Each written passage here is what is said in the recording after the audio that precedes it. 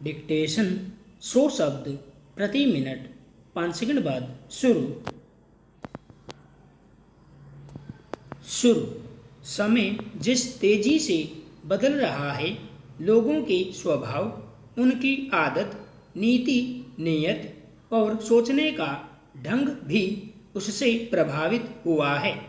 लगभग हर व्यक्ति स्वार्थ, संकीर्णता, लालच और चतुराई के दांव पेच में इतना उलझा हुआ है कि उसे अपने स्वार्थ हित में ही जीवन की सब भलाई दिखती रही है और उसके लिए वह निरंतर बेखटके जुटा रहता है। ऐसी स्थिति में भलमनसाहत की गुंजाइश दम तोड़ती लगती है। सदियों से सीधापन और सादगी जीवन के अभिन्न अंग होते थे। अब वे बदलते समय की चकाचौंध में सिमट रहे हैं। कटु सत्य है कि हम अपने अधिकारों के लिए बहुत ज़्यादा जागृत हैं और कर्तव्य पथ को तिलांजलि देते प्रतीत होते हैं।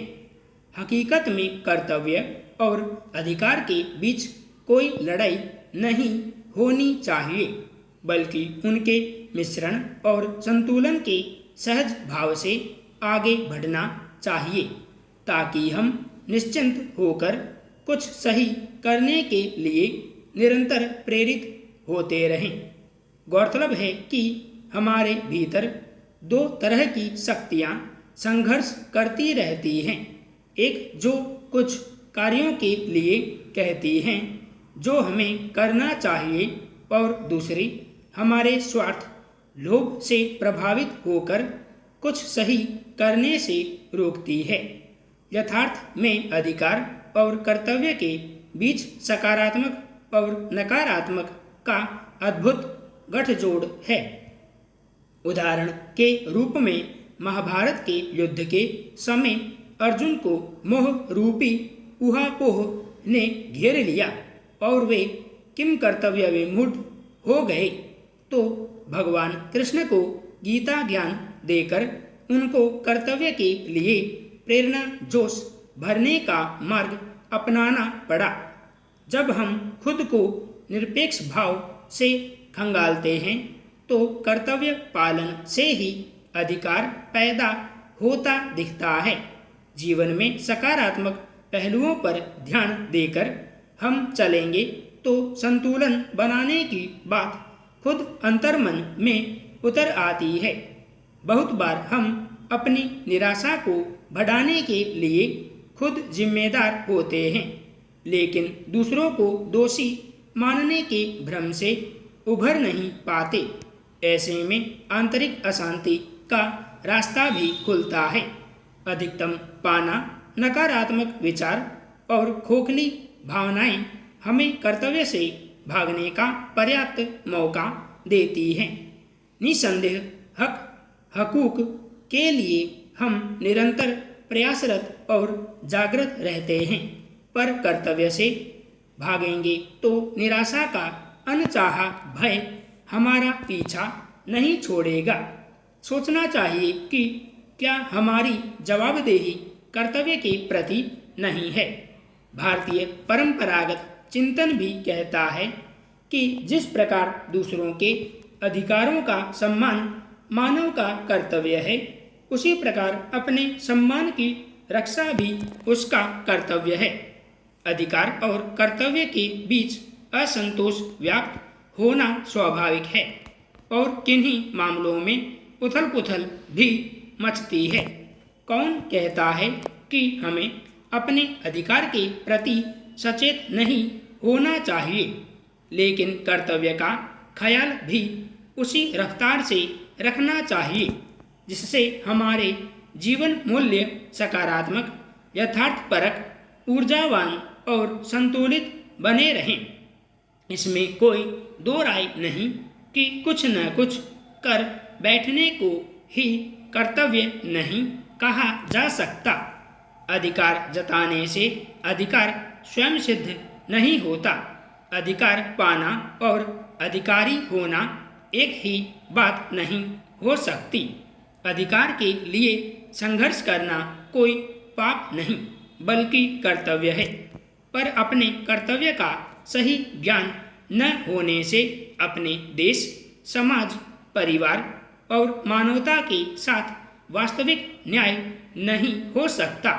यकीनन एक का कर्तव्य दूसरे का कर्तव्य नहीं हो सकता। कर्तव्य ऐसा आदर्श है जो कभी धोखा नहीं दे सकता, और धैर्य एक ऐसा कड़वा पौधा है जिस पर फल हमेशा मीठे आते हैं। इसलिए कर्तव्य पालन ही जीवन का सच्चा मूल्य है।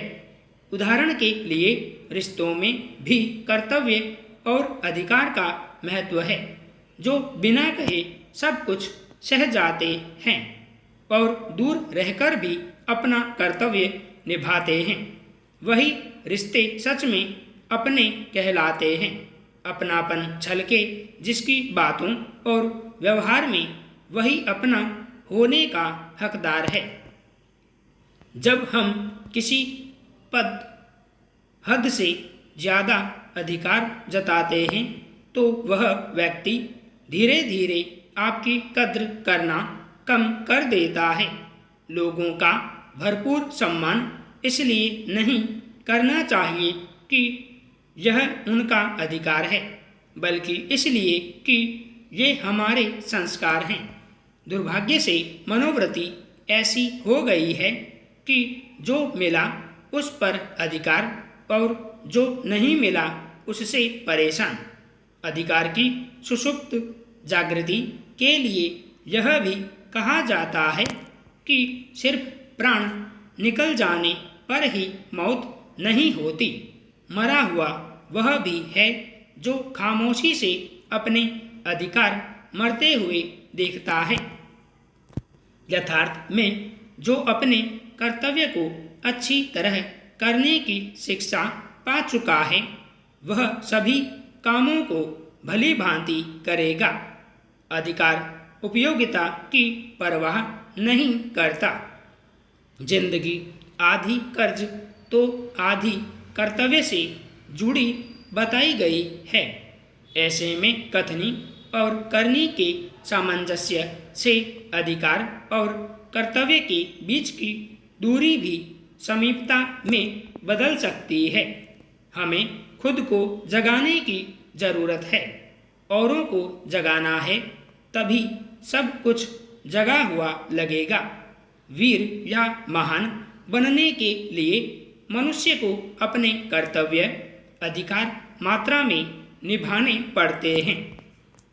हाल में समलैंगिक विवाह का मसला संवैधानिक तकाजे और विवाह संबंधी सामाजिक अवधारणा के बीच बहस का विषय बना रहा। सरकार का मानना है कि वह समलैंगिक विवाह को कानूनी मान्यता देने के पक्ष में नहीं है। भारतीय समाज में विवाह की अवधारणा एक स्त्री और पुरुष के बीच के संबंधों पर आधारित है, जिससे संतानोत्पत्ति हो सके। अगर समलैंगिक विवाह को मान्यता दी जाती है तो उससे स्वीकृत सामाजिक मूल्य और व्यक्तिगत कानूनों के बीच का नाजुक संतुलन प्रभावित होगा। केंद्र के हलफनामे के बाद सर्वोच्च न्यायालय ने इस मामले पर विचार के लिए संविधान पीठ का गठन कर दिया है, जो इससे संबंधित संवैधानिक पहलुओं पर विचार करने के बाद किसी निर्णय पर पहुंच सकेगी। सरकार के इस तर्क को सिरे से नज़रअंदाज नहीं किया जा सकता कि भारत जैसे देश में विवाह स्त्री और पुरुष का एक पवित्र बंधन माना जाता है। इसलिए समाज कभी दो समान लिंग के व्यक्तियों को पति पत्नी की तरह स्वीकार नहीं कर सकता। ऐसे में कोई भी सरकार ऐसा कोई भी विधान बनाने को तैयार नहीं हो सकती जो सामाजिक मूल्यों के विरुद्ध जाता हो। मगर सवाल यह भी है कि जब समाज खुद बदलती स्थितियों के मुताबिक अपने मूल्यों में बदलाव करता है तो कानूनों में लचीलापन लाने से परहेज क्यों होना चाहिए। संपूर्ण विराम।